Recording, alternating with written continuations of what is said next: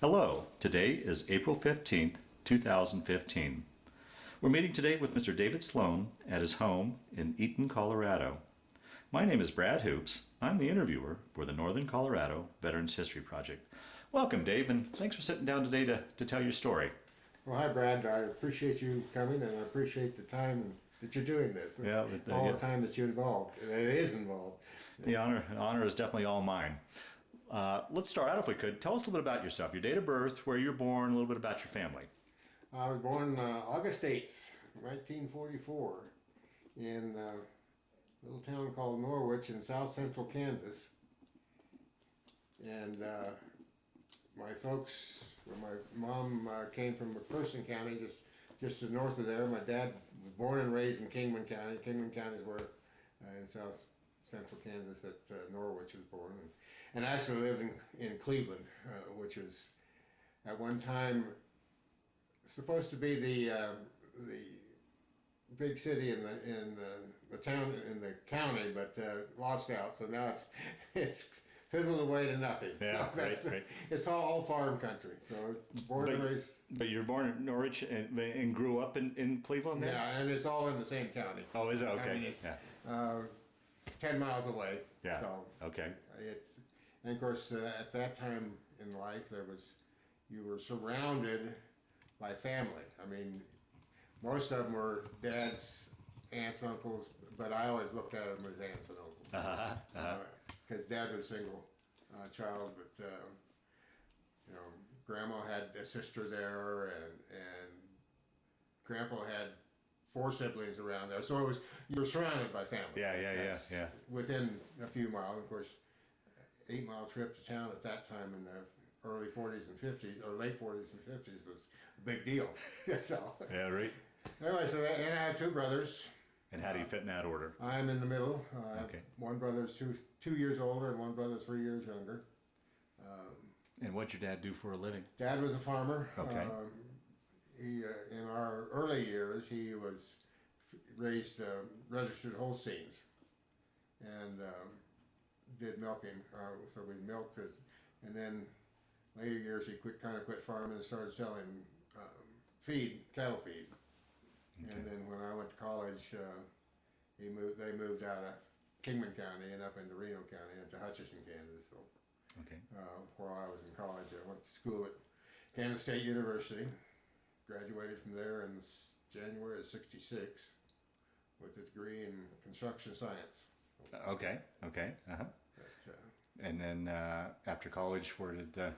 I interviewed and went to work, actually back in Hutchinson, Kansas, where the folks lived, for an architectural firm.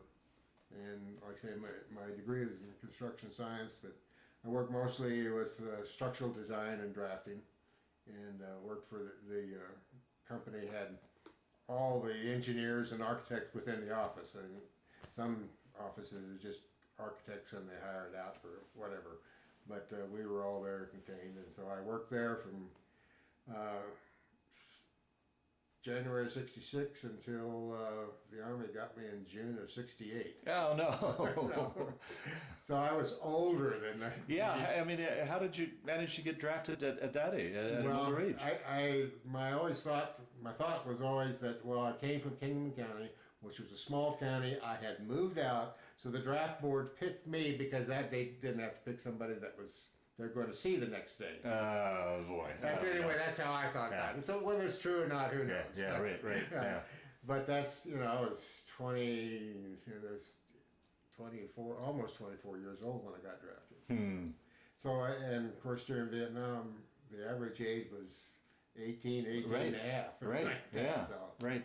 Did it come as a surprise to get? Yes and no. I mean, of course, I had a student deferment when I was in school. Right. And, of course, at that time in '68, '69, the draft numbers were coming into a big deal. So, I thought about it a lot and worried about it some, but... Sure. Sure. There wasn't anything to do about it. You either, the luck of the draw is about what it amounted to. So. Wow. Then how much longer after you got your draft notice did you ship off to basic training? Quite quite honestly, it was only a matter of a few months Really? at most. I don't remember when I got the famous letter from the government, Uncle Sam here to help you and all that. But I would say maybe 2 months maximum. Enough time to to clean up your clear up affairs. clear up your affairs. And So then, where did you go? Head off to basic training? well, I went to Fort Leonard Wood in Missouri, Fort Lawson Woods, as a lot of people call it. It was kind of funny when I had to go back down to Kingman because I was living in Hutchinson, working in Hutchinson. I had to go back down to Kingman to catch a bus to go to Kansas City for induction, and I don't know. There were 3 or 4 of us that were inducted or on that bus from around there. So I wasn't alone at that time. So had a bus ride from there to Kansas City, and then stayed in Kansas City overnight. And the next day, did all the physicals and all of that.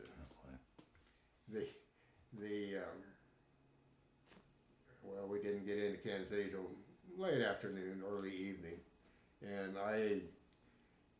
the induction place at that time was close to Crown Square, and it's been so long since I've been in Kansas City now that I've kind of forgotten. But anyway, it was close enough to a theater. So one of the things that sticks out in my military career is that night we were free to do whatever we wanted to do. So I went to the movie, and being a big science fiction fan, I went to see Kubrick's 2001: A Space Odyssey. Right, okay. Because it was 1968, a brand new movie. Of course, it's an old one now. Yeah, right. Yeah.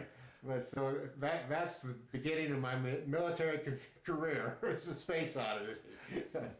So is that when that movie comes on TV, does it still trigger thoughts of that? Oh yeah. Yeah. Oh yeah. Yeah, it does. So. Wow. So anyway, we went through the induction process there, and I came this close to being a Marine, because at that time you didn't choose. Well, at least there you didn't choose. But after we'd gotten through all the physicals and everything, and everybody that had passed, they had us all in this one room, and somebody, I don't know who he was, sergeant or one of the officers, I don't really remember, but he came up and said, you move this way, you guys move this way, you guys are Marines, you guys are in the Army. Oh, wow. And fortunately, I think, on the Army side. I never had any intentions of being a Marine, that's for sure. But so that, and then that night we took off for Fort Leonard Wood, and of course it's down in the middle of the Ozarks, and on a bus, windy, twisty roads, and got in there fairly early in the morning. So kind of sat around till everybody else got up for the day. So that's, of course, with all the windy, twisty roads, and having been brought up in Kansas, where everything is square. Yeah. North and south, east and west. Yeah. Well, then get down there and got into Fort Leonard Wood and had no clue what direction was. And that lasted for years and years. Yeah, I used to have a good sense of direction, but that took it away. Yeah. So Yeah. So anyway, basic there. And how was that transition from civilian life to military life for you? It was, I mean, being older, it was easy to, okay, this is what I've got to do now. I mean, it's just part of life. Mm-hmm. I mean, you graduate from school and you go to work. It's time to go to work, quit playing. I mean, it's just another job, really. Mm-hmm. Mm-hmm. So it really wasn't that difficult for me. I don't think, because I think the biggest thing is because, like I say, I was older, and a lot of the kids that would come in, and if you were, quite honestly, if you could breathe, they took you. And some of the kids couldn't read. When I was in basic, I read letters from home to some of the kids because they couldn't read their mom's writing. So it was easy for me because I was older and I guess more settled, than would be a way to put it. So it also made it easier. I wound up being platoon leader, and because I could read better than a lot of them. So it's not that I was all that great. It's just that I was older and had more experience. Were you in the barracks here? Were you kind of looked up to by the other kids because you were? Yeah, I think so. I mean, some of the other platoons had more problems than I did because I think the kids respected me because of my age. Yeah, yeah. I mean, you know, 3 to 4 years is not a big difference, especially when we get this old. There's no difference. Right. But at that age, it is a big difference. That's right. Yeah. And so I really didn't have any problem with being a platoon leader, and didn't have any problems with most of the kids in my platoon. Oh, good. And of course, basic is basic. I think the world over. A lot of running and physical exercise to get you in shape, but that's Still remember your drill instructor? quite well. I don't remember his name. Yeah. But he was a nice guy. Oh, really? Never get that adjective most of the time when I ask about it. I see. Well, and of course, he was also a Vietnam veteran, so he knew what was going on, and therefore a little bit older and not maybe not so gung ho as some of the younger drill sergeants were. But I remember one time late in the 8 weeks that we were marching somewhere. Of course, you always marched everywhere. And as platoon leader, I was calling cadence, and the guy, my DI had a southern accent, and so I decided that day to kind of mimic his accent. And he told me, "Sloan, that'll be 150 push-ups when we get back." Of course, he never carried through on it. I think he probably enjoyed that I was mimicking him, but he was a nice guy. Oh, good. I think the biggest thing about one of the major memories about basic was that in my company, training company, I graduated as top cadet. Oh. Which meant I got an award from the battalion commander.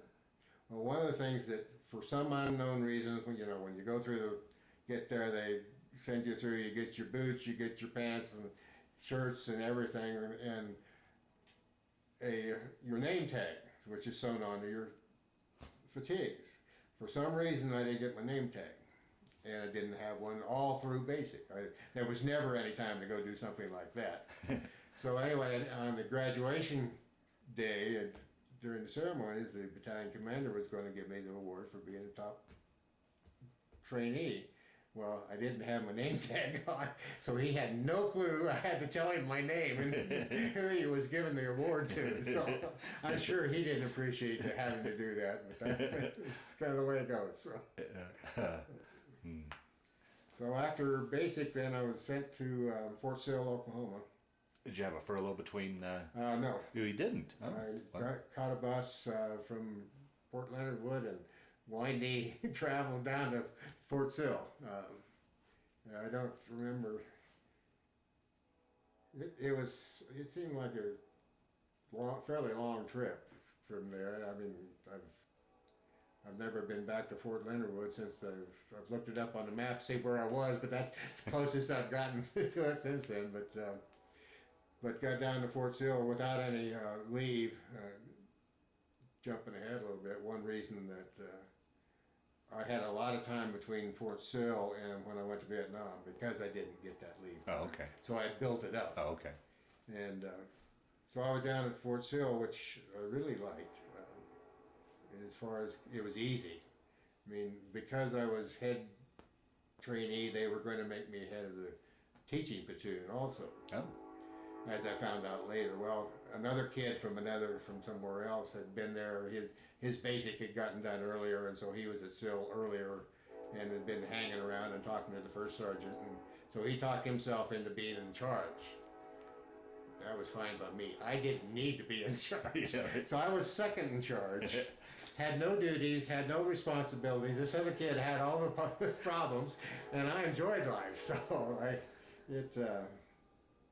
made it pretty easy down there for the 8-9 weeks that I was there. I was in the AIT Advanced Infantry Training was actually for me radio repair and then computer repair.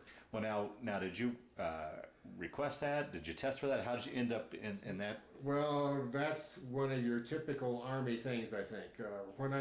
They give you tests at basic, and there, since I scored, having been a college graduate at the time, I was above average of scoring on that test. Well, they said, well, would you want to go to OCS? And I said, well, yeah, I would if I can go to Corps Engineers. If it, Right. Because that was what I had a Right. degree in, which made sense to me. Yeah, right. That doesn't make Army sense, but it made sense to me. And so I had signed up and said I would go after basic and after AIT, I'd go to officer school if it was Corps Engineers. Well, they sent me to Sill, which is where they trained all the artillery officers. Right. So I knew what was coming. And so when it came time, and it's the first time I ever got to tell the first sergeant, no.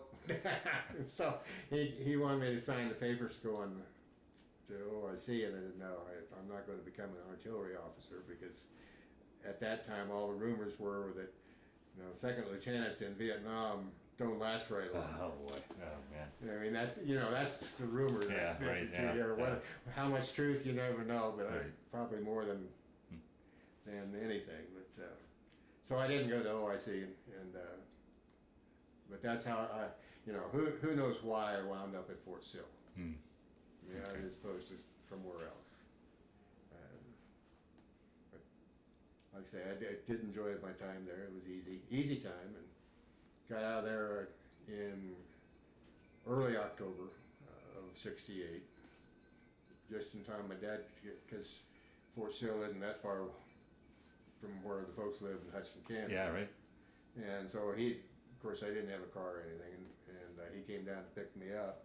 And I got home in time just for my grandparents, his folks, 50th wedding anniversary, which was October 14th of '68. So I got home, and then I had all that time my orders to report to Vietnam weren't until January. So I had from October through the end of the year free, Oh really? Oh wow. which was a good time. I mean, spent Christmas at home, Thanksgiving at home, and had nothing to do with military service at the time. So, But still, with that feeling that on the horizon, though, that you're going to Vietnam, Yeah. did that play into? I mean, oh yeah, I mean you thought about it, and well, what do you want to do now that you have the time before? yeah, man. So yeah, you kept thinking about it every once in a while, And what about? I mean, and being at home during that back when I say home, back in the States during that time, and Vietnam was ramping up, but so was the protests and such. I mean, did that kind of stuff play in your mind at all, or? not really. I guess even during college, when I was back in college, I didn't pay that much attention to it all. Of course, in '68, the riots were beginning to kick up a lot. Being in South Central Kansas, though, Yeah. it's kind of out of the way, and Yeah. nothing around there happens. So Right.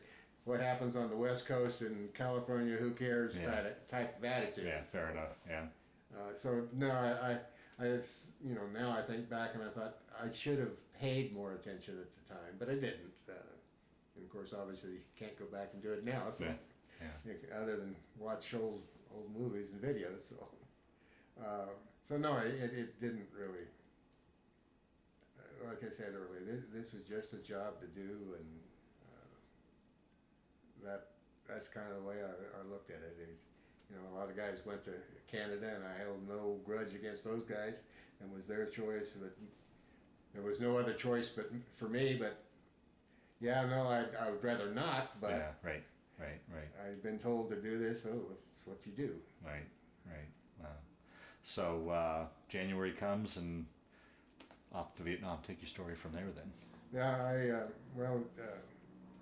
had to report to San Francisco on the 23rd of January. had gone out there. I had a fraternity brother and friend lived in Napa Valley, just north of San Francisco, and was working out there. So I'd gone out to California a week earlier and I'd spent a week out there. Oh, nice. Being a tourist. Yeah. Before I had to report in, and then Jack took me down to drop me off at. Well, I guess it's the Embarcadero or whatever. I don't quite remember. It's all that, but caught the plane there. It was one day of processing basically, and caught the plane, and one of the guys that I was with at Fort Sill was on the same plane with me. So we hung around together, and we flew from San Francisco to Anchorage. Of course, like I say, this is January, and so it was cold and icy in Anchorage. My impression there that we landed there because they had to refuel and let us off the plane.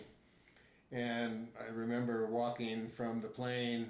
Of course, there's no jetway at that time. From the plane to the terminal, and the snow was about this much higher than my head. And of course, we did have fatigue jackets on, but we weren't really prepared for the cold weather. Of course, we didn't stay outside very long. Right. And went to the terminal, went into the terminal and bought my first $2 beer, which in 1968 was extremely expensive beer. But I had a beer at the terminal in Anchorage, and so I don't know, we were there for an hour and a half, something like that. And then reboarded the plane and took off. Of course, they didn't tell us much. We just took off, and as far as we knew, we were going to hit Vietnam, and they didn't tell us where in Vietnam. Of course, we knew we wouldn't have known anyway. I mean, it wouldn't have made that much difference to us. But Now, were you already in a unit, or were you going over as a replacement? a replacement. Okay. I mean, that's one of the differences between Vietnam and World War II vets or Korean vets. They went out over as units. They knew the guys.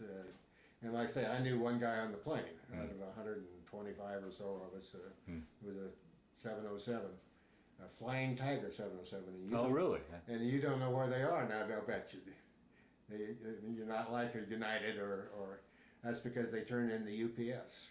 Oh, really? Oh, I didn't know that. Yeah. Oh. I looked them up. What happened to this Flying Tiger airline that did a lot of flying at that time. Yeah. But the company turned into UPS. Oh, that's interesting. Yeah. So anyway, no, we're simply replacements. Individual, and out of that plane load of guys, I doubt that I ever saw any one of them again. We were just scattered all over the country.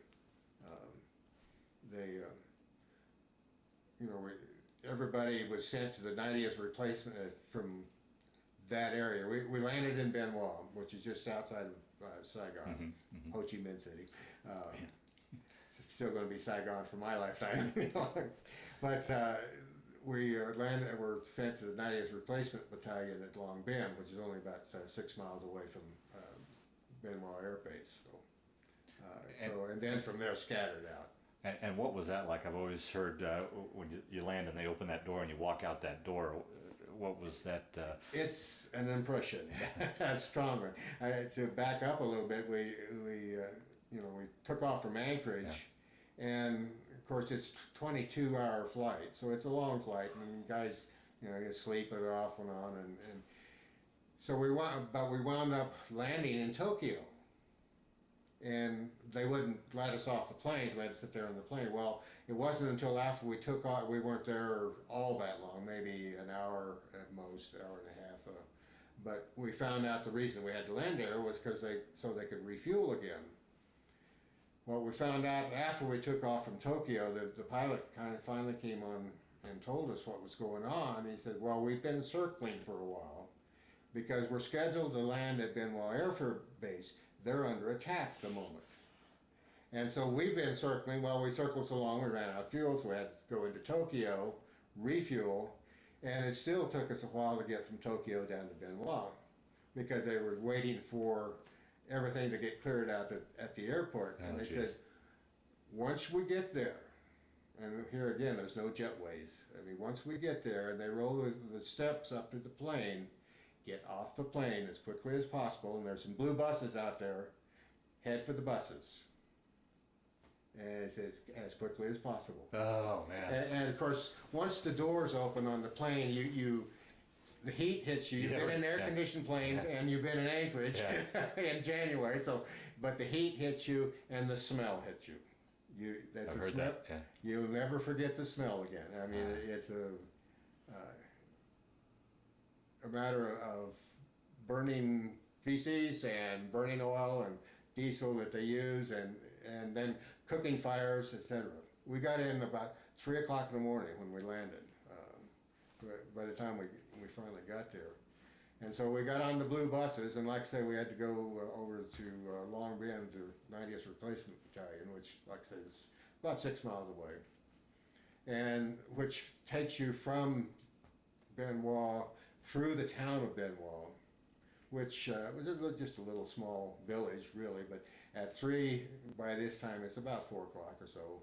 But getting close to the time when the natives are waking up. And as we went through town, you could see their cooking fires out in front of their houses. And they were saying, Mama San was beginning to get up for breakfast and get breakfast going. So that was the trip to Long Bien, or to Long Bien and the 90th Replacements. Well, we got in there. It's only about a half-hour trip at most time.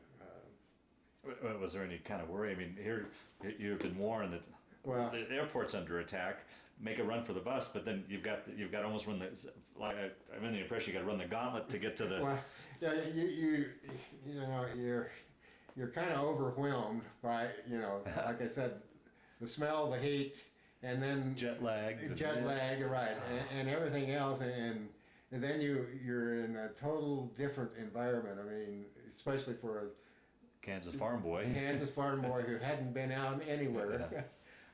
And just looking at people out here and the dirt road. It's a dirt road. I mean, it's not like it's a major highway. It's just a dirt road, and without gutters. I don't know if anybody's been to Southeast Asia. They've seen this, and it's still, but narrow dirt roads, and the houses are just right up close to the road, and a lot of the washing, cooking, etc. goes on because it's hot inside, so it's cooler outside. Especially at 4 o'clock in the morning. So you ride this bus, which were Air Force buses, blue Air Force buses, 32 passengers, something like that, but all had screen over the windows. So they weren't air conditioned, that's for sure, but you open the window, but in order to keep grenades and things from being tossed into the bus, they all had screens on the windows. So that's something you got used to is when you went through town, you didn't dally. Because you never knew whether somebody was friendly or unfriendly. So that's kind of what you were thinking about on the bus trip over, which everything going. Of course, part of it also was it was light enough, or you could see, or I could see enough that part of the town had been shelled. There were broken buildings. Of course, I saw more of that later when daytime and later in the year, but even that's kind of your first welcome to Vietnam. Wow. So we got over to 90th Replacement Battalion, and it was early in the morning, so the staff there wasn't up and going yet, so they had this big building where it was just filled with cots, and said, grab a cot, take a nap, and then we'll come get you when we want you, type thing.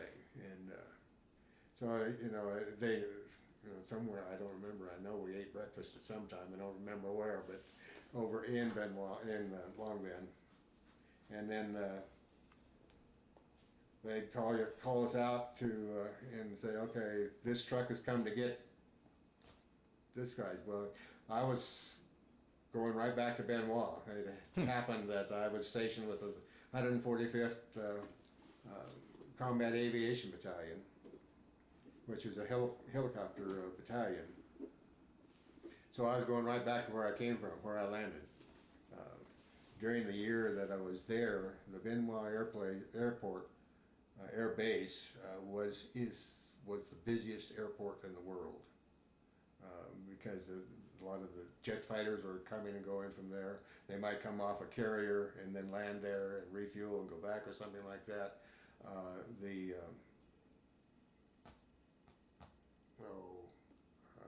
spy plane, Gary Powers.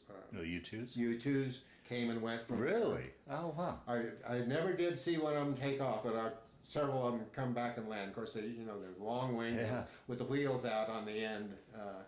But so you knew what they were. It wasn't a secret what they were. Of course, everybody said, "Well, you didn't see that." Yeah.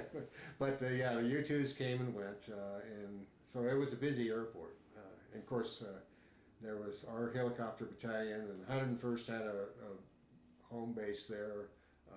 So a pretty good sized base. Yeah, it's big. I mean, the Air Force was there. Of course, we had good duty because the Air Force does things better than the Army. I mean, their PX is better. They had a swimming pool. They had a photo lab. The Army didn't have anything, but we could go use the Air Force. Okay. It was good because the facilities were better because of the Air Force. The Army was still catching up. In fact, when I got back there and reported to the 145th, they really didn't have room enough. So we had one barracks, which were just long 2-story wood buildings with rooms of aisle down the middle with rooms on each side, and the rooms were really about big enough for 2 people, but they were stuffing 4 people in them. And so the first few days that I was there, was stuffed in this room with 3 other guys who had been there, who were not happy to have a newbie into their room. So, but then for the next few days, helped finish off another barrack. Put my construction work to work, degree to work. So we finished off this new barracks, and then I got to move to a new room, which got us spread out. And for the most time, I had a single room then.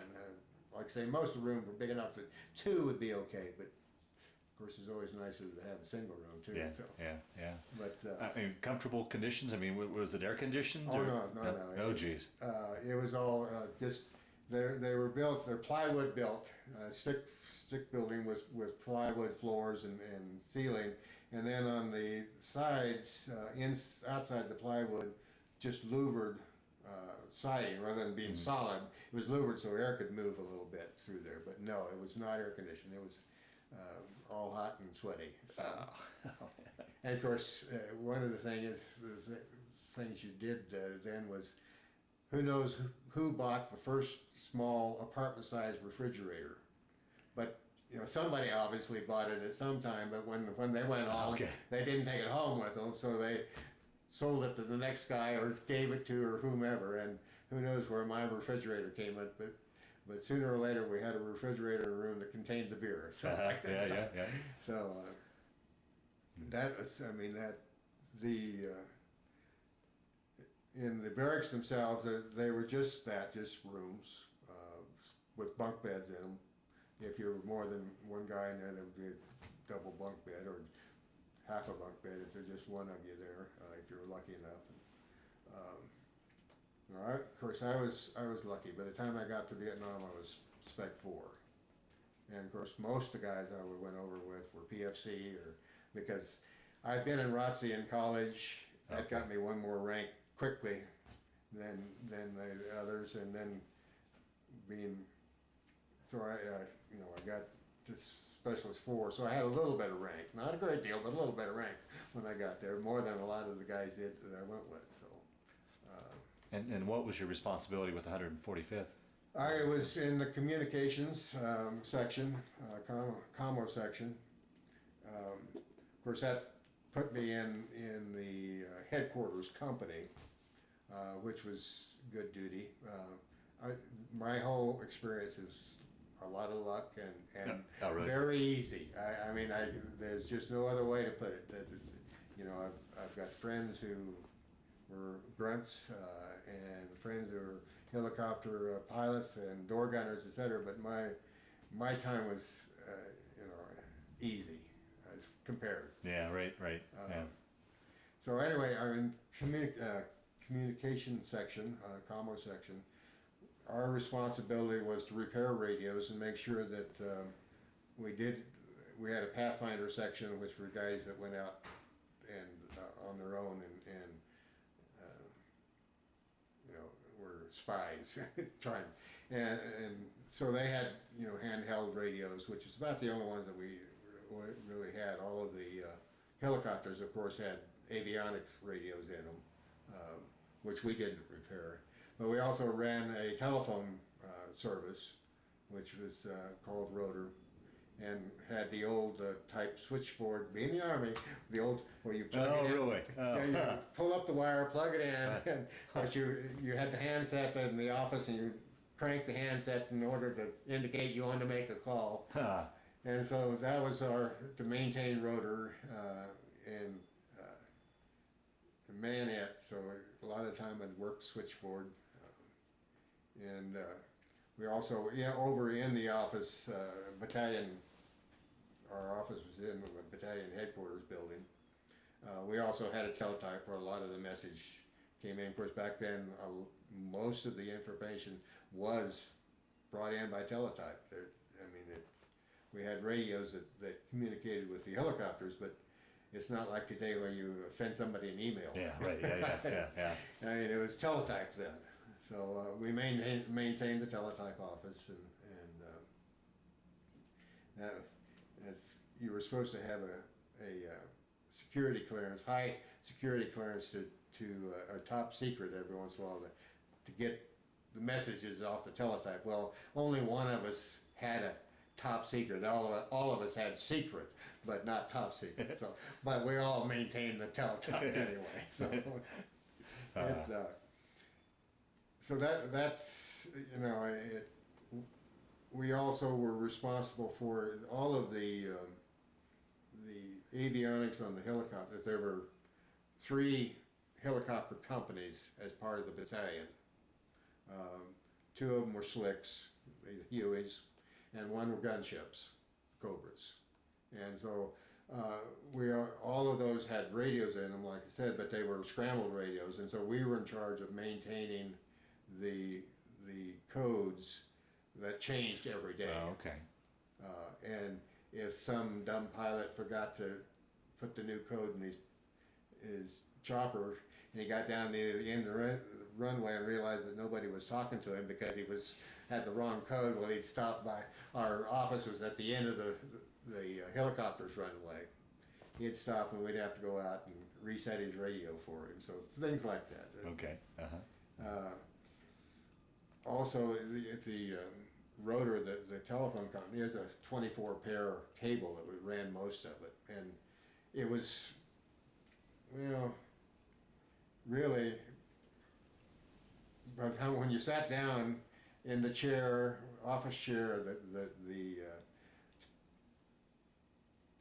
switchboard was right in front of you, and the room between you and I is about as much room as, because it was all sandbagged, and they didn't want to sandbag any more than that, and so it was a really small room that we sat in all night long or all day long and ran the telephone. That sounds like that would get hot and stuffy. It got very hot and stuffy because, there was, we had a fan that we could set in the door and blow hot air in, but that was it.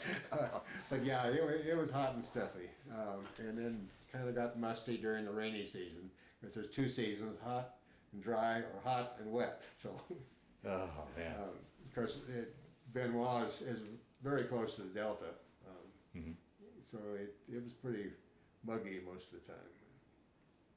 I mean, Kansas is muggy, but yeah. Did you ever get used to it? Well, you just learn to sweat a lot. I mean, you put on dry clothes, and 5 minutes later or so, you're just covered with sweat, and it's just something you get used to. Wow. I mean, it's still better than being a grunt out in the field. Yeah. I mean, I'm not. Those guys have worked hard. I got, like I say, I got by easy, so I'm not trying to be any big cheese. Yeah, fair enough. It was easy doozy for me, and I've heard it said, and it's very true.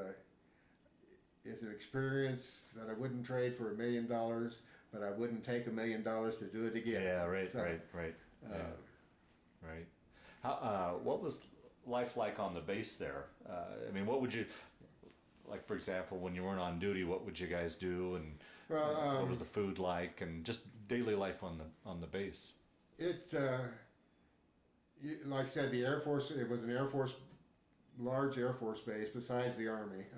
So we had the Army facility, the Air Force facilities. Like I did a lot of photography. I did some in Fort Sill. I had a photo lab at Fort Sill that I could use. Oh, wow.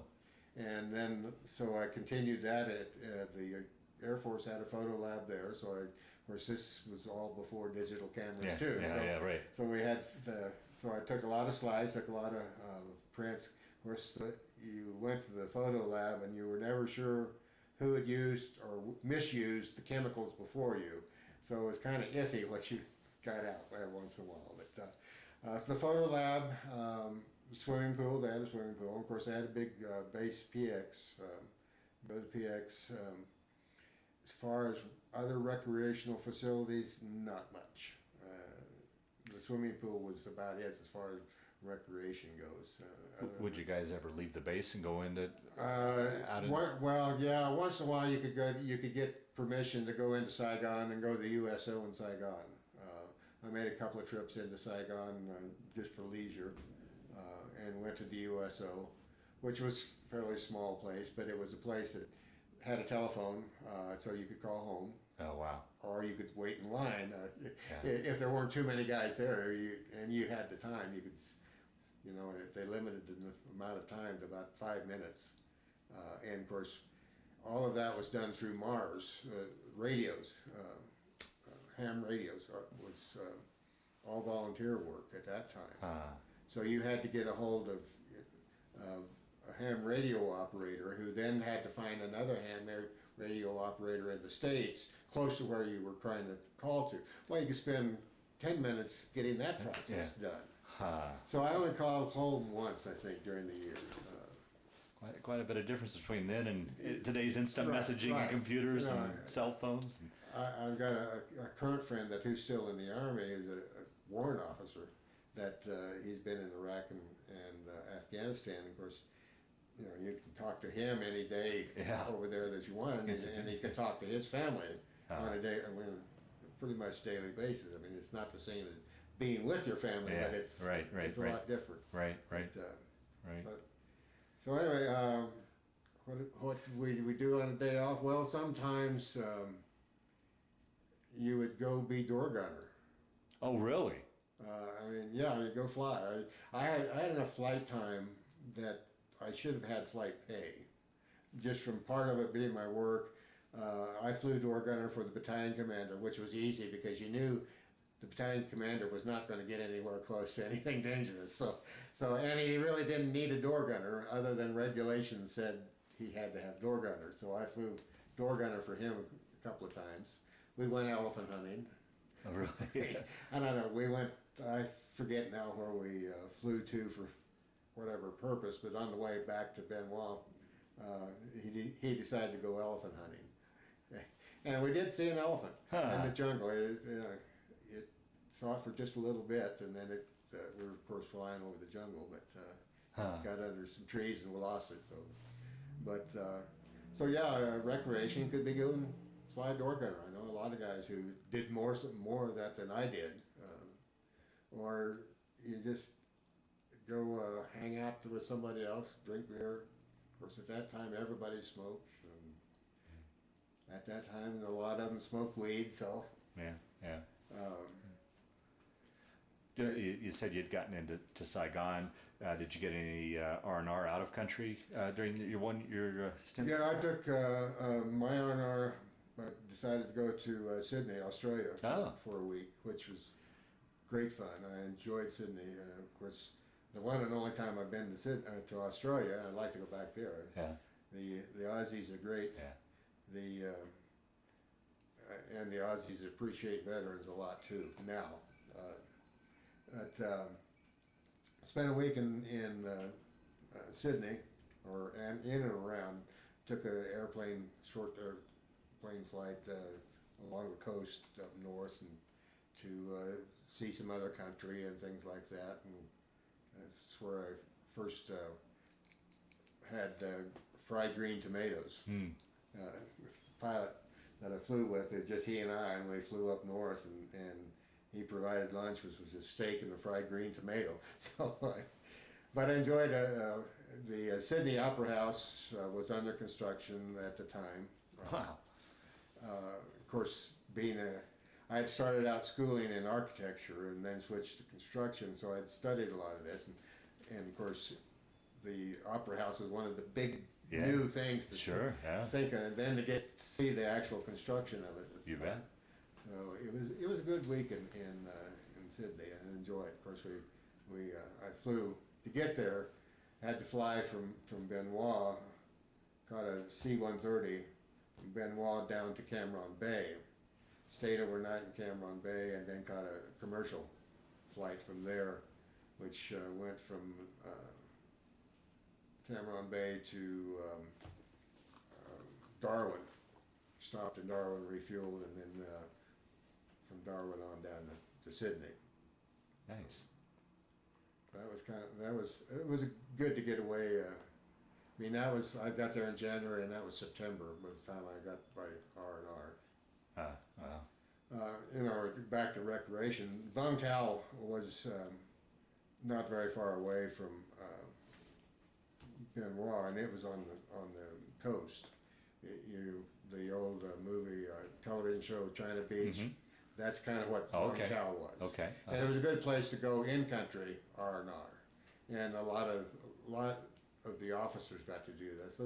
Us peons didn't get to do that so much. I flew there one day on business, but that was about it. But so some guys got to go over and do that. I played chess with my OIC, my officer in charge. It wasn't until after he had beat me 100 times or so that he told me that he had been New Jersey state chess champion at one time. So, of course, I was older than he too. I mean, I turned 24 over there, and he was only 21, second lieutenant. So, once in a while when you run into the younger officers, it was kind of hard to remember your position. Yeah, right. But, the first time I flew in a helicopter, Captain Bennett was my OIC at that time, and he said, "Let's go. We got to go pick up a couple of guys in a boat." And like I said, we were close to the Delta, and these two guys had been out in this aluminum boat doing something, and we went out to pick them up. So here we are in the Huey. Stick this aluminum boat through the helicopter, so it's sticking out on both sides, and I'm in the center the craft, the Huey, hanging onto this boat, and of course they put it in so that the bottom of the boat was to the back of the airplane, the helicopter, so it caught all the air. Right, yeah. It caught all this air coming whooshing in here, and so Captain Bennett, was flying, and I to this day don't remember where we took the two guys and dumped off the boat, but he was such a good pilot. He set it down, and I didn't know we were on the ground because, of course, the rotor prop was still blowing air at us, but so the air was still coming, but. He had set us down. He said, "Sloan, it's time to move now." And of course, I closed my eyes because the wind was blowing in my face so much in my eyes, so I wasn't watching where we were going. So that was my first flight. I had to be told, "It's okay. It's time to move now." Wow. But through the year, we flew. Once in a while, I'd take a radio out to forward artillery base or something like that. Flew out to there, and it reminded me how easy my stay was because I had, some of those fire bases all they had were tents, and they either had dust or mud. There was nothing in between. It was either dust or mud. Man. And the one, I don't remember the name of it now, but one place we flew out to was just red dirt, and it was dry season. So when, of course, every helicopter blows up the dirt, and just red dirt, and it goes like those guys had to live in that. So I was, like I say, I was lucky. I was really lucky. Wow. Well, how was it, like when if you went into the village or Saigon? I mean, your war was different in the sense that the previous wars, you knew that the front line's 10 clicks up the road, whereas there was really no front line with you guys. I mean, you always said, I get the impression you had to be on the guard all the time because you never knew if it was a friend or foe. That well, the 90th Replacement Battalion was over at Long Bend. Also, Long Bend was a resupply depot. It was big, huge, and so we had to go over there a lot to get radio parts or this, that, the other, and replacements. I mean, like the deuce and a half or the half to 3/4 ton that picked me up. We made that trip every day, and to pick up new replacements. So you went through Bien Hoa, and you every time you didn't slow down. You just headed down the street and kept the windows rolled up, and you watched out for people coming towards you, because there's at times, and it happened. Little kids would get a grenade and be told, throw this grenade at the next army truck that comes through. Wow. So anytime you made that 6-mile trip, it was, kind of an adrenaline rush to go and come. So anyway, that trip, daily trip to Long Bend and back, was always entertaining, I guess you could say. Fortunately for me, and nothing ever happened on my trips. I didn't have to do it every day, but we took turns in our department. It generally fell to us. It was one way we kept out of being on KP, which that was our duty. So okay. Our OIC was pretty good about having us keeping us off of the lesser desired duties like KP. So you made the run back and forth daily, pick up parts or pick up replacements, because with guys coming and going, there was always somebody new here, there, somewhere within the 3 helicopter companies, and so it's. Then, one day I was scheduled to, actually towards the end of my tour, scheduled to go into Saigon, and couldn't because they were still cleaning up the mess from the day before, where a convoy had been attacked and they had broken in trucks and this, that, and the other on the road. So it's a major highway between Bien Hoa and Saigon, but it still got attacked every once in a while, and so when you drove into Saigon, and it was about 18 miles, I think, to get into town. You went quickly, and of course at the Saigon River, they had an older bridge, and they had sentries on each corner, on each side of the bridge. Well, I'm not sure what good descent. They were always Vietnamese, but they were just watching traffic come and go. There wasn't anything they could do about anything. But they were there, and like I said, I made a couple. A friend, a fraternity brother of mine who came in country some months after I did. I went into Tonsanut Air Base there. He flew into there at Tonsanut, and met him at Tonsanut, and talked to him for a while. Went to a couple of times. Went into the USO there. Kind of toured around. Went to, drove through Saigon enough to see the presidential palace and where the U.S. embassy was, etc. And got to know the city a little bit, but not a great deal. Yeah, yeah. Now you'd mentioned, the day you flew in to Vietnam, the base came under attack. You're there. Did you guys come under attack any number? Oh yeah, I mean it's something you kind of got. You never. You got used to it after a while. It was just part of life. It always happened at night, never at daytime, because they had, of course, there was a big wire perimeter around the air base, and it was huge. So the only time that anybody could get close enough at night to get a rocket in was at night, so they could get close enough. And so you never worried in daytime. It was only at night. And S2, which was the intelligence part of the Army, and or supposed to be intelligence anyway. Every once in a while they say, well, a yellow warning, they're really expecting an attack tonight, so sleep with your boots on tonight.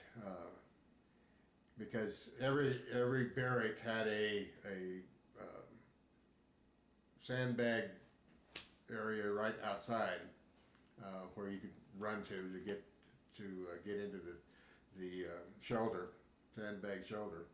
And some nights they'd say, well, we really expect to be hit, so literally sleep with your boots on so that you can hit ground running. And usually, quite often, when they gave us that, we felt safer because it generally didn't happen. But on the nights that they didn't expect anything is when you got hit. Generally, what would happen is 3 or 4 rockets would come in. There would be enough, if it was a really heavy attack, a little bit heavier, then they might get a chopper off with a light and go out and chase the Viet Cong away. But usually it was all over before anything else happened. And once in a while you had a little warning, a siren would go off.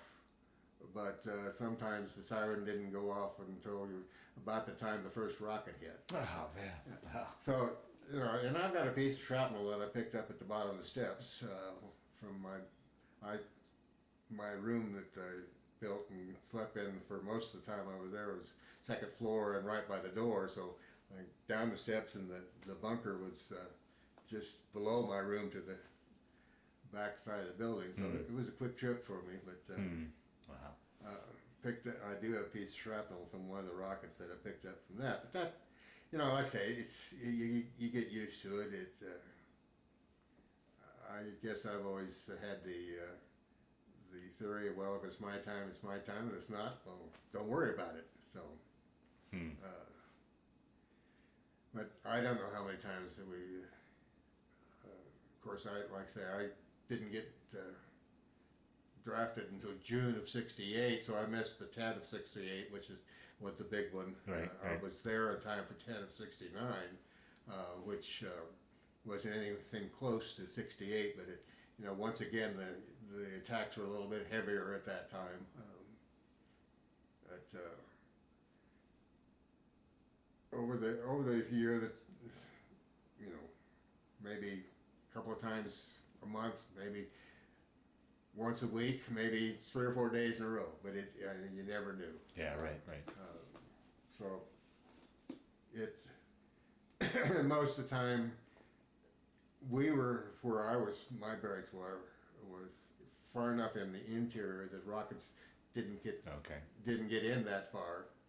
Most of the time, like I say, just one day they got close enough to us, but the Air Force might. The rocket might hit one of their buildings or something like that, and you could go over and see, okay, well, there are real rockets around here, and they do damage, so. Wow.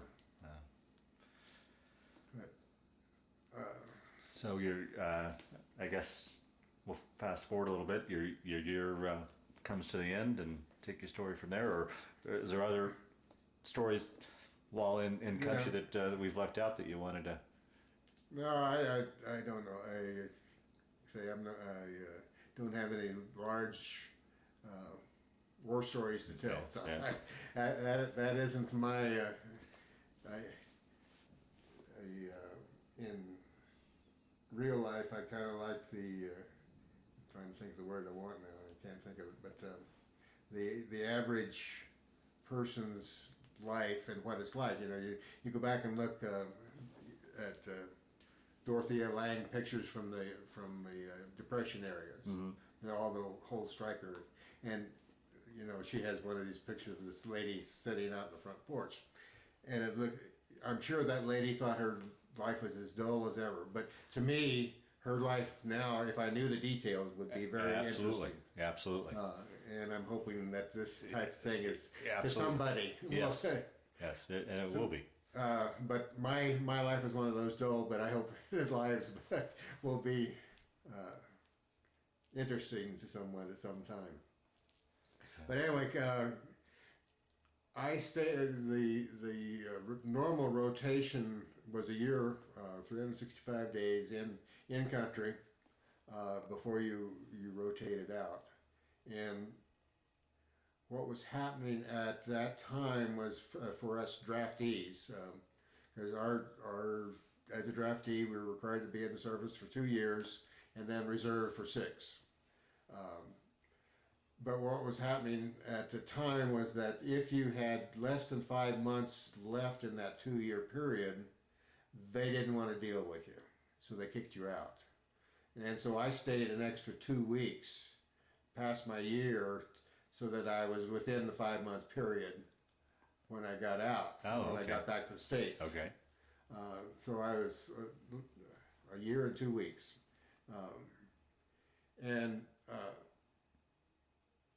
Of course, being stationed where I was, like I say, the 90th Replacement Battalion was over at Long Bend. Had to go make the trip back over there to get into, do all the paperwork to catch the Freedom Bird, which we'd seen, we see them coming and going all year long. We're not that far away from all these guys coming and going all the whole year. Of course, went over there, and then we were supposed to our flight was supposed to really get out to about noon or something, but whatever, it didn't happen at that time. So we sat under this just open canopy most of the afternoon waiting for this airplane to show up. Of course, they were all anxious to get on. And typically, as I'm sure everybody has seen, maybe in the movies or I know in real life, but when those wheels come off the ground, there's a big yell goes up. Oh, wow. Everybody's happy to get off the ground and get out of there. Yeah, I'll bet. Of course, it's a long flight home, but you cross the date line, so you almost get home before you leave. Right. So I flew back into San Francisco again. This time we skipped Tokyo and Anchorage, but Any problems in San Francisco? no. I got into San Francisco about 2:00 in the morning, and they processed all the time. They had a crew there all the time processing guys out or wherever they were going to next. And in my case, it was out. And I had,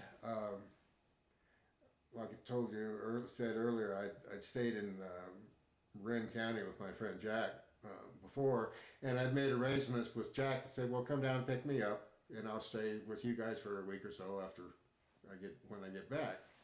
And so I got in there, and they didn't take all that long to really process you out. I mean, they take your PX card, and so you can't go to the PX anymore. So you actually got discharged, right? Yeah. Oh, okay. Oh, okay. Yeah, they were kicking me out of the Army. Okay. I was going actually being discharged from the Army, not just moving on to the next site. So they said, okay, when you get out, and they knew of course they could see from my records where I lived and where I had to go. I had to catch a plane from San Francisco down to L.A. and then from L.A. to Wichita, Kansas. And they said, as quick as you get out of here, as quick as you can, change out of uniform and get in civilian clothes. They said, it's not nice out there anymore. Yeah. I mean, this was January 26th of 69. And they said, as quick as you can, get out of military clothes. And that's welcome home. Wow. Like I said, Jack was going to come pick me up, and I was going to stay with Jack and Jen for a few days. And Jack came down, and I had coffee with him, and it was.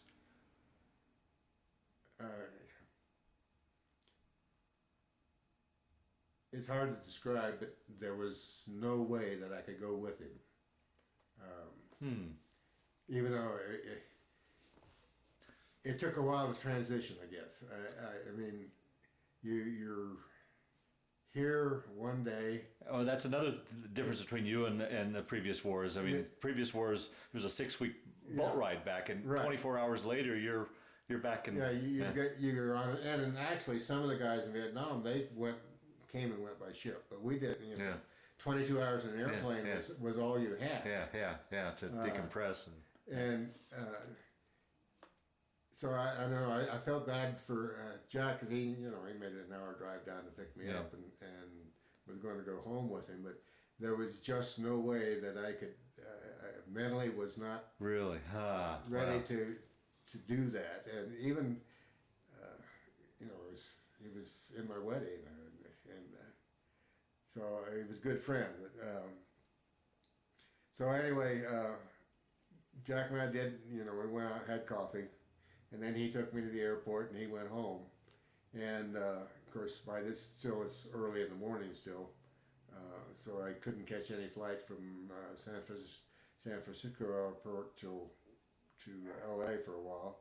So I kind of took a nap there, and then caught a flight back down to LA, and then on home to Hutch and to Wichita.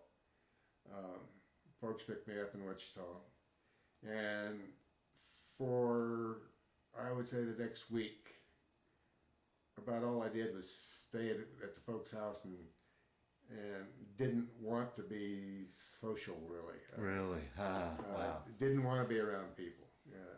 And it kind of took a good week to just kind of get over it all. So I if it took me that week when I had such an easy time. That's why I was just going to say that. Yeah, exactly. I couldn't imagine and didn't want to imagine really how hard it was for the guys that really had a hard time over there. Yeah. But I appreciate their hard time more, because I know what I know how hard it was for me when I really didn't have a hard time over there. Did you, outside of that week, since then, was there any other sort of incidents like that, or adjustment period, or did it? No, well, what other than that, once I got past that, basically you didn't tell anybody you had been to Vietnam. You didn't tell people you had been in the military. You just shut it down and put it in the back. And I did that. A lot of people I knew for 30 years never knew I was in the military. And it wasn't until 2002 that I opened that book again. I mean, And how was it when you opened it up? it was all right. I mean, I'd been thinking about it for quite some time, and it's something in the back of my mind that said, this is something you have to deal with someday. And I happened that I needed to have some back surgery, so I was laid up at home. So I decided, well, now's the time to go back through, these boxes of pictures or whatever, and look at it straight in the face, just and get it over with. Yeah. And no, it really wasn't that hard by then. I mean, there's almost 30 years later, so. Yeah, but that's 30 years of cooped up emotions and thoughts, though, too. Well, and it is, and it affected my emotions. A friend of mine that I had known, met in the 70s, said I was hard. That's the way she put it. You were just hard. And I know during the 70s, a lot of dads, I talked earlier about being family around. Well, my grandparents, dad's aunts and uncles, they were all the age that they were dying off fairly rapidly. funerals were just another event for me. I mean, I had no emotion, really. I found out that after I opened the book that the emotions did come back. I can cry now, and couldn't then. Yeah. Right. Wow. Right. Wow. It's so. Like I say, I wouldn't do it for another million, but I wouldn't trade it for a million. Yeah. Right. Wow. And I have been back to Vietnam in 2000. You have been back? Yeah. Oh, really? Yeah. In 2005, I went back. Spent a week in Saigon. Really? Oh, wow. I love the Vietnamese people. I really do. And so I went back to Bien Hoa. Didn't see much because they've got it all closed off now, and it's their military. I mean, there's no question that it's a communist state. I flew into Tan Son Nhut in Saigon, and which is totally different now than it was at the time when I was there. It was just still a French colonial building at that time. Of course, now it's a stark concrete, stark building. Yeah. I mean, they didn't spend any money on it. Let's put it that way. But enjoyed my week in Vietnam. I went to Vung Tau. Did you go as part of a group on your own? On my own. Really? Oh, yeah. wow. You know, a lot of people couldn't understand me traveling on my own, but I was kind of a loner all my life, so on my own I was lucky enough. My brother and his wife knew a Vietnamese lady who had a restaurant down in Mississippi where they live, who had a husband, friend, I'm not sure what they are, an Australian engineer who was working in Saigon. So between Hui, who's the lady that in Mississippi, I got to know Jim in Saigon. Well, he like Australia, like I say, an Australian, and had lived there and had a house there who had made, and he had his own chauffeur and stuff. Well, he gave me his car and his chauffeur and his maid because she spoke English. The chauffeur didn't. So he gave me his car, and we drove down to Bien Hoa. Then drove up to Vung Tau. It's all fairly close, and spent the day just driving around. Wow. And I got a chance. Her brother lived somewhere between Bien Hoa, I think just outside the edge of Bien Hoa, but somewhere between Bien Hoa and Vung Tau. And stopped and took a rest break at her brother's house.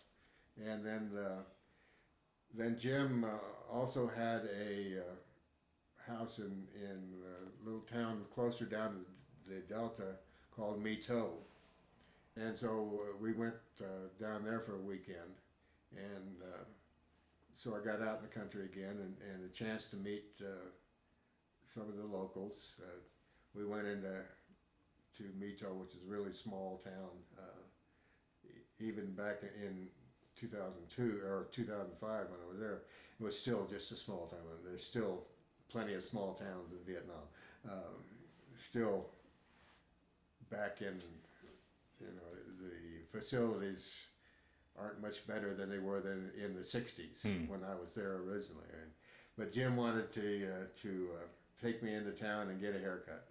I could use one now, but we went in because that's where he went to the barber, and of course all of Vietnam is built in little narrow buildings, generally not more than 2 stories high, but they're maybe 10 feet wide and 40 feet deep.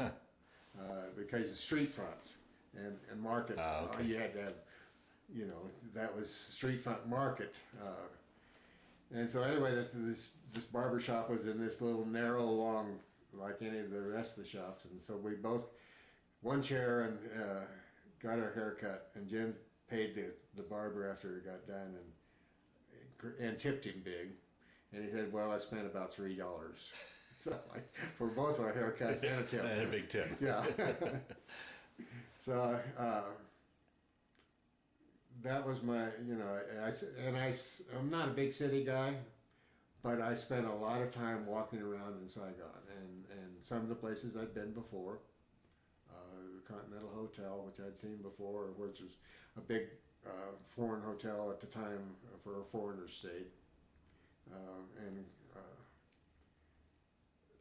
the streets, the busy streets, hadn't changed that much. They were they had a little bit, because when I was there in Saigon before, there was bicycles and military traffic and foot traffic.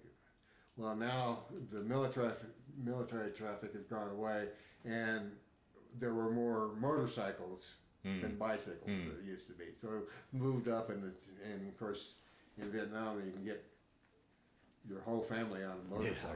Yeah, right. But it was an enjoyable week.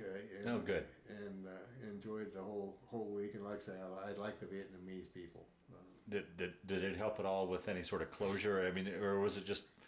Or did you even need that really? No, I don't. I think by then I didn't need that. I think I would have liked to have been able to get on the base at Bien Hoa and look what they've done there. But like I say, it's a military base, and they have a big sign that takes no pictures. And the jungle had grown back around it. There one of the lands things that you look. There's a big water tower, concrete water tower in the town of Bien Hoa, which was right outside the edge of the base, and it was painted red and white checkered. It was still there. It still hadn't changed the look, but everything else looked different because the jungle had grown back. And of course, that's one of the things you saw during your time in country was when the B-52s came through and dropped and made these huge holes out there. And of course, Agent Orange was used to defoliate. Right. So you got used to that, but now, 30 years later, a lot of that was beginning to be covered up by the jungle. The jungle does reclaim. Yeah, right. Well, take your story on then. So you're back in the, I guess we'll go into the post-war years now, or post-military years. Talk a little bit about career and family, and we'll slowly wind down the interview. Well, when I got back, I went back to work where I had been working prior to. They gave you your job back? They gave me my job back, yeah. However, it was in a kind of a down period for them, and I got back in January, and about the 1st of February, second week of February, I went back to work for them. And they said, after a few months, in the midsummer or sometime, they said, well, come fall, we're going to have to lay you off because we just don't have the work. They gave me a big heads up about it and said about October we're going to have to lay you off because they had hired other guys. Some of the guys I'd gone to school with were now working at the firm too, that were younger than I. So they were there. So anyway, I worked there for a few months and then knew I was going to get laid off in the fall. And I said, well, I decided, okay, I'll quit a month early or take off a month early and go back to school. So I went back to K-State to prove some stuff to myself. I had started out in architecture, didn't get along well with the design instructors, so I'd switched to construction science. Well, I went back and took the architectural classes that I had left out and took some other business classes. So if I'd stayed one more semester, I could have had my degree in architecture and a business degree in business administration along with my BS. But it was just paper then. But I proved to myself that okay, of course, school is a lot easier after you've been in the military and it becomes so much easier than it was when you were just a college student. Yeah, right. I mean, you learn to focus and you grow mature, up a little. Yeah. You mature, yes. And you're able to use the GI Bill for that? Yeah, when you went back? of course, at that time, I think I got $175 a month to live on, which you couldn't do. But I used the GI Bill to fullest extent that I could, that I got. I was looking the other day, I found the pay record. I got $328 a month in Vietnam. Wow. And then 100, I think, like I said, $175 GI Bill to go back to school. Of course, I'd worked my way through college in the first place. Right, So I, wasn't right. I was used to working, so went back and I was working at the student union, bussing tables at the student union, and it's a good thing because I got to know the cooks because they sent food home with me. I couldn't afford on $175 Yeah. all the food, but so I went to school and then I guess it kind of left me footloose, not sure where I wanted to be. Like I said, this was still, other than using the GI Bill to go to school, you didn't tell people you were in the military yet. Uh, while I was at school that year, which was went in the fall of fall of '70. Um, During that year, recruiting went to the job recruiters came in at the end of each semester, and so one of the recruiters that I saw was for a kids camp out here in Colorado in Estes Park, and so I went and interviewed with them, and they hired me. One of the things I really wanted to do was to be a wrangler, the counselor that took the kids out horseback riding. Mm-hmm. But I wasn't sure, this is a high-end camp. I'm not sure how well I would fit in with all these kids that can afford to go to this camp. Right, yeah. So anyway, the first year that I worked there, I worked in the maintenance department and drove buses and worked on the buses, et cetera. And then got to know the camp. And after that, well, I know enough, and I can ride horses better and well enough to so I worked at summers at Chile camps in Estes Park. And got to like Colorado, and of course I started living on my grandfather's place and helping him. He was of course getting old by this time and kind of retiring, and so I also worked as a custom cut wheat cutter, and in fact used to come out to Eaton custom cutting wheat in the '70s, back when it was a really small town. Yeah. And so I farmed and custom cut, then could, with the wheat farming there, we cut it before I needed to be at camp here and didn't need to plant until after I got back from camp. So I worked at Chile camps for about 5 years. Got to thinking I like the mountains and said, why do I keep going back to Kansas? And so I quit going back to Kansas. So in about '76, I moved to Estes Park and worked. The guy that was in the head of maintenance for the camp was also a contractor. So I started working for him with, we did remodels and built log cabins and. Oh wow. So I worked for Jim in construction for a couple of years, and then the guy that was in charge of all the horses for camp. Camp had about 300 horses total, and he lived out in Briggsdale. And so, over the years I'd gotten along with him and ridden with him. He used to give me horses that were kind of iffy because he knew I could ride them and see if this horse will work or not, that type of thing. But anyway, I quit working for camp and was working in construction with Jim, and then Bill called me one day and said, hey, why don't you come interview for this job? And he had gone into partnership with another guy over at Vail. They were going to open up a livery stable, dude stable over in Vail. And so I went and Bill met Bill out at Johnson's Corner, which was way out in the nowhere at that time.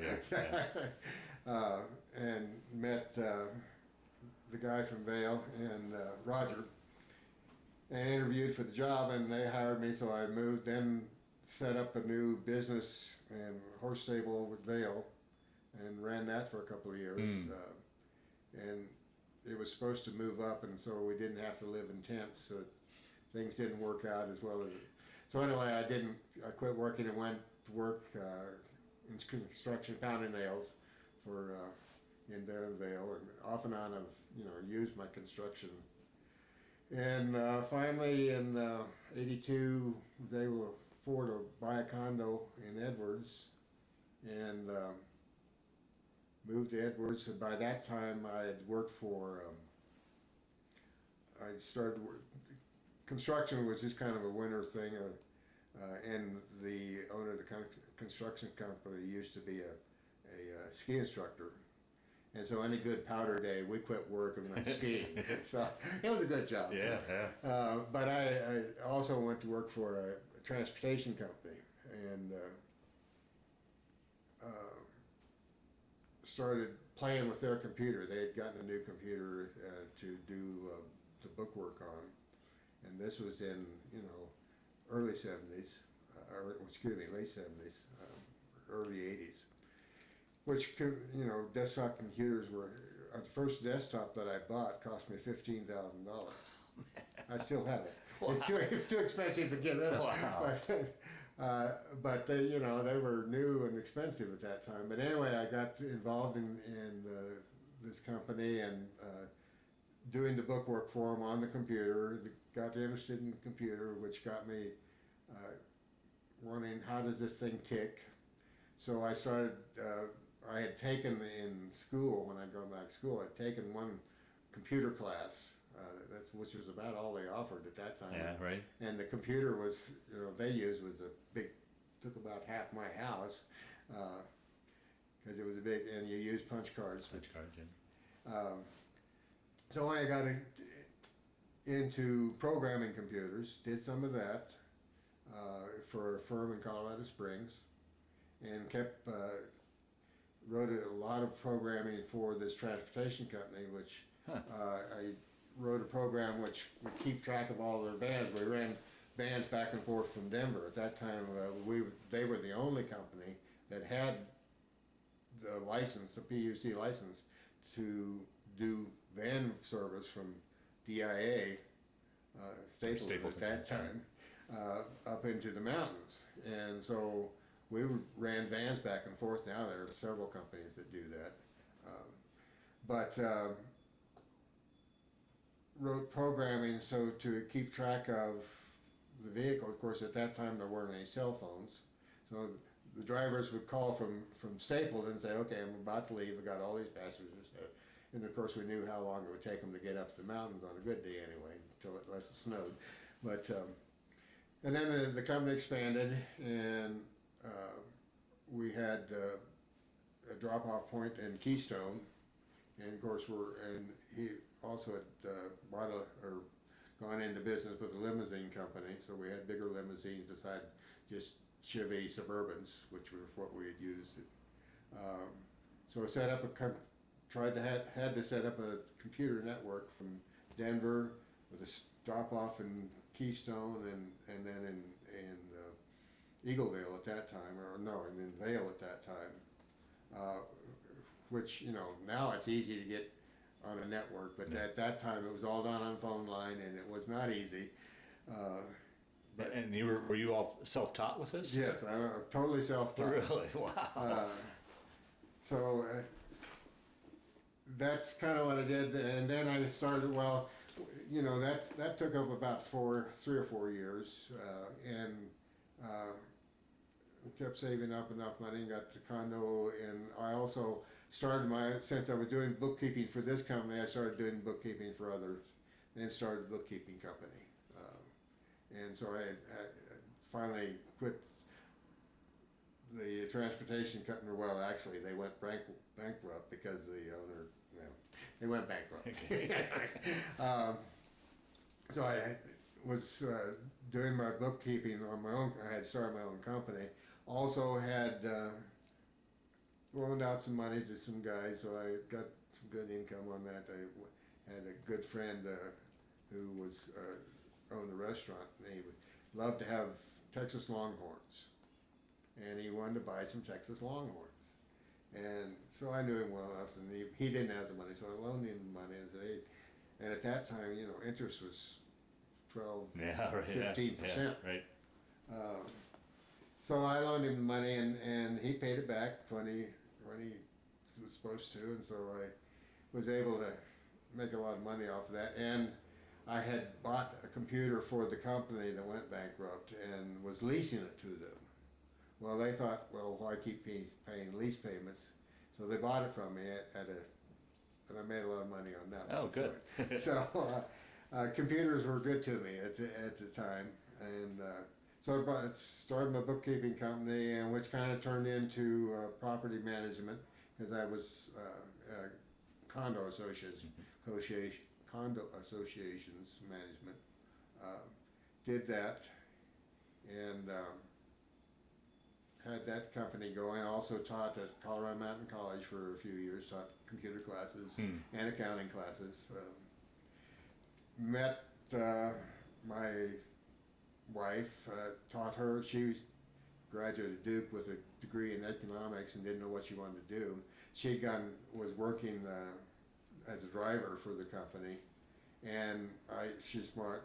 I knew it, so I taught her to be a bookkeeper. Well, she liked that, so she went back to get her MBA at CU, and then got her CPA, and so we then got married in '88, and had, like I said, I had my accounting business, so, and she wanted to do taxes, so I didn't do many taxes, but so we branched out from that, and I kind of turned that over to her, and then I did the property management part, and did that was my company, and the accounting business was hers, and we worked at that for several years.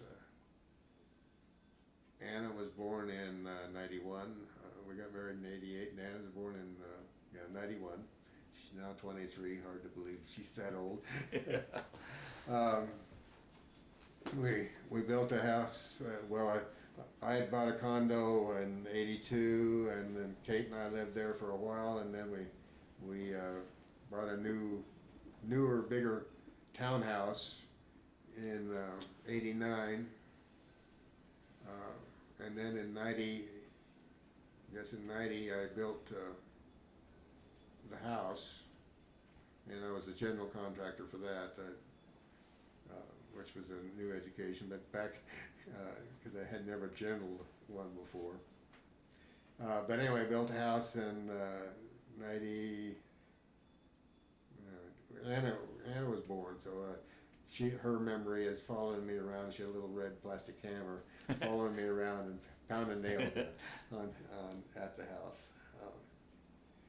So then the accounting business grew, the property management business grew, and then about 10 years ago, Kate and I split up. So she took the accounting business, I kept the property management business, and did that until I retired 5 years ago now. 6 years come May, next month. I moved down here and moved out of the mountains, and I had back surgery, which wouldn't let me ride horses anymore, and skiing was hard anymore, and hiking was hard, and the winters got longer as I got older. So I, about 6 years ago, moved back down here to Eaton, and love Eaton. Yeah. I do love Eaton. And down here, I'm president of the board of trustees for the library here in Eaton, and we're currently putting on a $2 million expansion, which was supposed to be a 165-day job, and it's now in our 7th month, I think. We still have 2 or 3 weeks before we have 3 months before it's finished, so we're a couple of weeks before the expansion part gets done. So back to the construction. Yeah, right, yeah. And I'm going to learn to say no here pretty soon. I'm going to retire again. pretty soon, I hope. Yeah. That kind of brings us up to date. Oh, very good, very good. And one of the greater thrills has been Sharon Green, my friend, who Sharon and I met up in the mountains. She and her husband were living up there, and we used to ride horses up there together. Okay. That's where I met Sharon. Okay, all right. And then she had moved, in the intervening years, she had moved to California. Then she and David had split up, and so one of her daughters, Dana, was working here in Fort Collins, so Sharon moved back to Fort Collins when she split up with Dave. Um, so that's how I met Sharon here, and one of the greatest things is being able to work with the honor flight. Absolutely, yeah. Volunteering help Yeah. there, and seeing, talking to the guys, especially the World War II vets, Yeah. having the chance to meet all those chances you don't normally get. Yeah, right. I mean, you don't get that concentration of guys in one place very often. Yeah. But And that's been the greatest. And now the opportunity to go on the flight itself here now going next on month. a flight Yeah. here in a week or two, couple of weeks. Nice. Oh, very good. Very good. I haven't only been to DC once, and then it was back in the '60s. So you haven't seen the wall No, or I have any not of the seen the monuments? walls, Yeah. Oh, good. Not sure about that. But I definitely will. I mean, that's the reason the trip. But I'll see what the reaction there is. So. Right. Well, through the years, we've had time now to digest this and analyze it. What are your thoughts on, since you were in the thick of it, of the war, the Vietnam War? What's your opinion or thoughts on the Vietnam War? It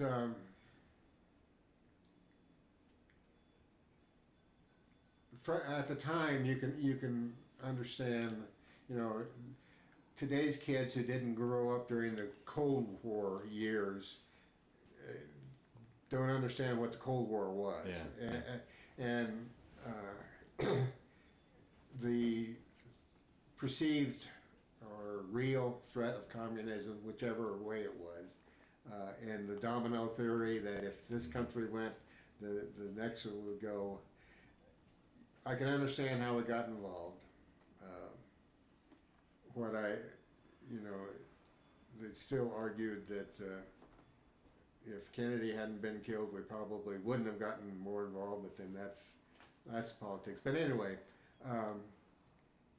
the Tet of '68, I guess, was the big breaking point. At that point, I think anybody that was smart and knew that the way we're waging this war makes it unwinnable. You can't do it this way, which made it kind of hard to say, well, we know we're not going anywhere. We're just spinning our wheels here. A lot of guys are dying here. For what purpose? And obviously, it turned out to the way it ended up in '74, '75. You could see that handwriting on the wall back in the late '60s. As soon as, of course, the thing is that we get into Afghanistan and it's the same war. Yeah. And you tell some of the people and they don't believe you. Well, we're doing the same thing there. And of course, Iraq, as soon as we pull out, that government falls too, as badly as the government fell in Saigon. Yeah. So, no, I see how we got there. If we want to win a war, civilians are going to die. I mean, World War II, there was no problem. We killed a lot of German civilians. That's the only, we were saving the world. And I'm not trying to be negative about that at all. That's the way the war, if you're going to fight a war, that's the way to do it. Right. And you cannot choose, military and especially in Vietnam, you couldn't tell the difference between a Viet Cong and non.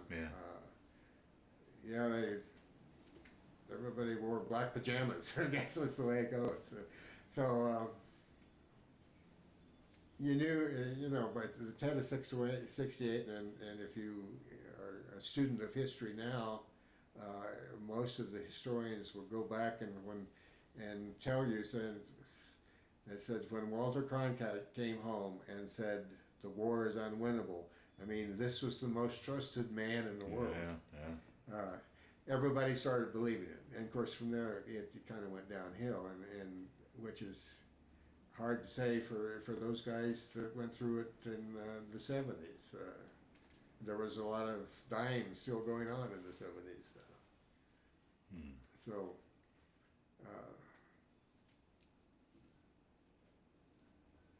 What do you do? We didn't learn from it because we went into Afghanistan, and we're finding out, no, you can't just pull the guys out all of a sudden. If you do, the government falls. And you've wasted the deaths. So we should learn from history, but haven't here in this case. Through the years, have you kept in touch with any of the guys you served with? Any sort of reunions, anything sort of like that? I've never been contacted any of the guys that I knew personally there. I have in contact with some of the guys that were there at the same time, but we didn't know each other when we were there. One guy who lives up in Oregon, and you can go to his website sometime, who's brianwizard.com. He's author, jeweler, full PTSD. He lives out in the mountains and at a old fire station. He and I correspond all the time. I several emails a week. Well, he does anyway. He's better writing than I am. Get rid of this library job, I'll get better writing again too. But and another guy who is a banker up in Fargo, North Dakota. He was in personnel at the time I was there, and so I ran across him somehow. I started looking for guys in '02 when I started opening this book again. Yeah, right. Yeah. And I did go to every 2 years. The 145th has a reunion, and I did go. And the 145th is currently stationed at Fort Rucker, Alabama. That's where it is now, and they train helicopter pilots there now. So they have a reunion every 2 years. Every other reunion is at Fort Rucker. So I don't remember which year, but I went down to Fort Rucker because my brother lives in Mississippi, so I was in Mississippi, so I went down to see him and then went over to Alabama to the reunion. And I have only been back to once. I mean, there's a lot of guys there you don't know. My feelings was this turns out to be more for the pilots than for us grunts. Oh, okay. So I haven't gone back to another reunion. I probably will one of these days, but when it becomes convenient again or something. Yeah. The other off years, they moved the reunion around. The last one was in St. Louis. If they ever get one in Denver, I'll go to that. But or if any closer, I might go. Yeah. Every fourth year, it's in some other town. So Yeah. as soon as I can find somebody to host it or do all the hard work, yeah. But, Yeah. Well, Dave, as we wind down this interview, is there anything I didn't ask you that you wanted to talk about, or any of the stories that have kind of floated to the top as we've been sitting here talking that you wanted to talk about, so that ideally we round out your story as best we can, or do you think we did a pretty good job of getting it? Well, I think I did a lot of talking anyway. I'm not sure. I guess I think I probably covered that. I mean, obviously, I'm in the VFW now. That took a while too, because to decide that I want to do that, of course now I'm commander at the post up here, but then there's everybody has to take a turn. There's only a small number of us, so everybody gets to do that. But it's fun, and it's helpful to be around a bunch of guys who you don't have to explain everything to. Mm-hmm. You don't have to try to explain the unexplainable. Right. And I think there are so many things about Vietnam. Well, not just Vietnam. The same thing for the guys that have been to Iraq or Afghanistan or Korea, there are things that they're never going to be able to explain. Mm-hmm. It's something you just have to go through, and it's nice to be around guys who know the underlying feelings. Right. Yeah. Yeah. And you have a connection immediately with, Yeah. even though you may have never met the guy before, but you have a major connection. Yeah. So Yeah. that type of thing is I never in my life, I was never really militaristic before I was drafted. Mm-hmm. And for the 30 years afterward, I never thought that I would ever tell anybody, you ought to join the military, but I have since then. I mean, it is a good education, and it's a good thing for some kids. Yeah, yeah, right. So, I've talked to, through the VFW, talked to high school classes and done that type of thing, and the military is not bad. And I guess one of the greater joys in life is that I wear my VFW hat and people will stop and thank me. Oh, finally, yeah. Which makes a lot of difference. Yeah, you bet. Well, the last question I always like to ask with these interviews is that time in the Army, did it change you, play a role in your life, affect your life, or was it just a chapter in your life that you went through? How would you answer that? Yeah, I think it changed me because it left me kind of footloose after I got out of the Army.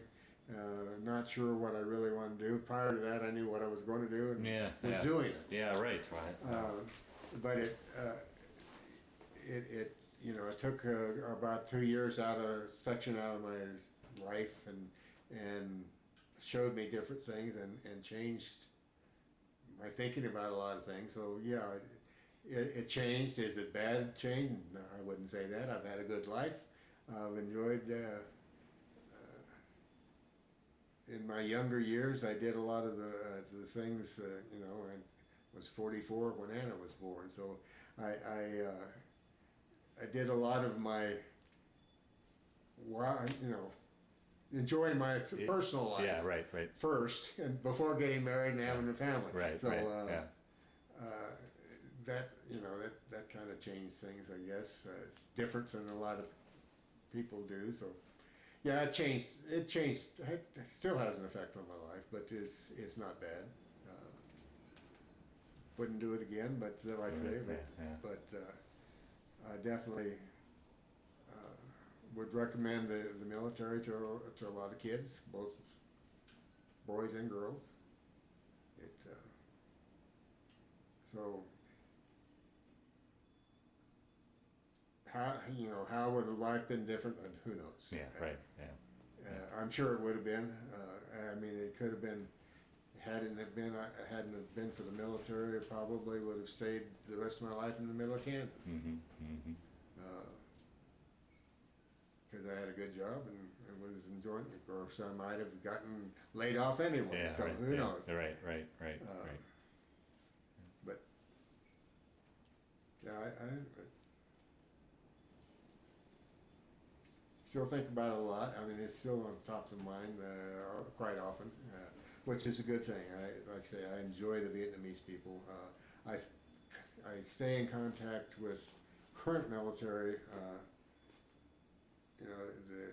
A few guys, just because they're going through the same thing now that I went through then. And the warrant officer, he asked me one time about, he's a targeting officer, so he's generally behind, he was when he was in Kabul, he was in Bagram, back at the air base. Well, just like me, where it was safer. Yeah, the green zone, they had the green zone, what they call the green zone there, and it's supposed to be safer, but guys were also killed within the green zone. Right. But he was, one time he was kind of feeling like he wasn't part of the war. I mean, and I said, hey, all of us have to be there.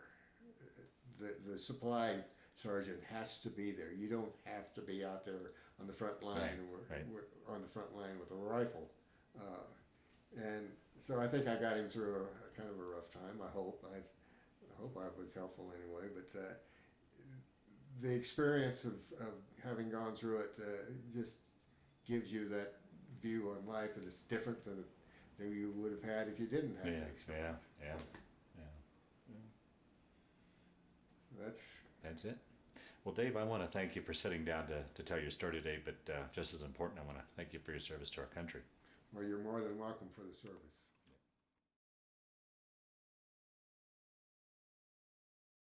Now, this shows a picture from the Bien Hoa Air Base where the 145th was.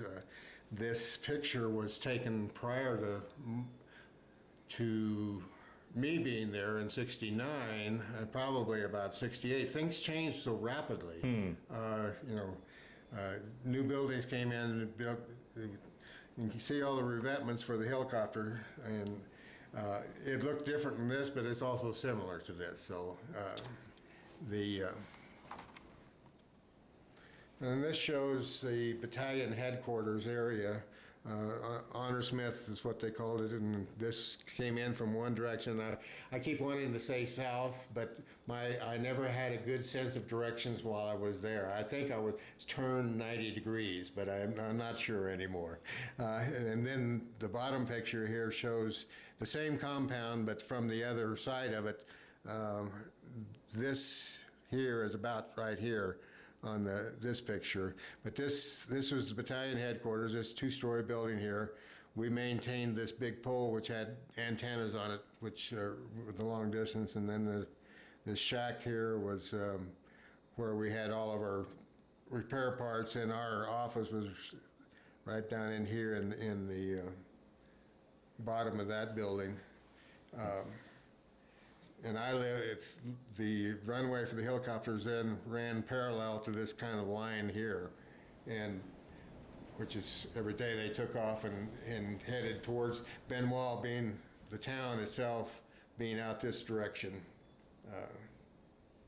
So they took off, and I lived across our quarters were across the runway from there, eighth of a mile from my office. So. Earlier I was talking about the trip from Bien Hoa over to Long Bien, and we had to go through the town of Bien Hoa. And these two pictures shows you the town of Bien Hoa. And we're generally driving a 3/4 ton truck, which is pick up supplies or pick up people with. And so we had to dodge the oxen or the lambrettas. And as you can see, houses or storefronts right on the edge of the road. The morning that I came in on the buses, when I first hit there, that's where Mama-san might have been sitting out in front of this house starting her breakfast fire. Might have been one of those. But that's the 6-mile trip. Pretty much half of it was this through town, and then you kind of got out of town before you got into Long Bien. Wow. Earlier I talked about one of the recreational facilities was the photo lab that the Air Force had, but you never knew what the chemicals were like. Well, this striping here was because the film that I developed there, it got kind of iffy whether it was going to finish up. So that's it. Some of the pictures didn't always come out good. But this shows my barracks where I lived. This was actually... This corner room right up there at the top was the first room I was in when I first got there, and 4 of us were stuffed into it. And fortunately didn't have to stay very long into that room, and we got the other building built and completed enough anyway that I could move out into Mo. This was our supply area where all of the... One of the things that are different now than in Vietnam is now you see the guys when they, of course they go by unit, or more so now than we did then, but still they get on a plane and they're carrying their rifles with them. Yeah, of course we know they're not loaded, but they're carrying their rifles. In Vietnam for the whole year, I only had a M1 or an M16 in my hand once, and I had to go to supply to check it out. I mean, I wasn't allowed to carry a weapon at all. So, you know, they now you have a weapon, you take care of it, and but not then. It was totally different then. But anyway, that's the main purpose for the supply house here. So this is one of the few pictures, or about the only one of me in uniform, any kind of uniform. This was taken at Fort Sill. I'm on the left. Hollingsworth, who is the guy in the middle, he and I took the same plane over to Vietnam. Once we got to the 90th Replacement Battalion, I never saw him again. So I think I located him in Missouri, but he didn't answer back. I sent him a letter and said, if, you know, this is at the 2002 area when I started pulling out, and I knew not everybody was going to. I think well, I'm sure, because I, at the time, knew where he was going. He had gotten his orders, and he was out in country somewhere and going to be a grunt. So I know he didn't have as easy a time with it that I did. But this is, like I say, about the only, and I'm not exactly military posed there, but Fort Sill was pretty lax. Yeah.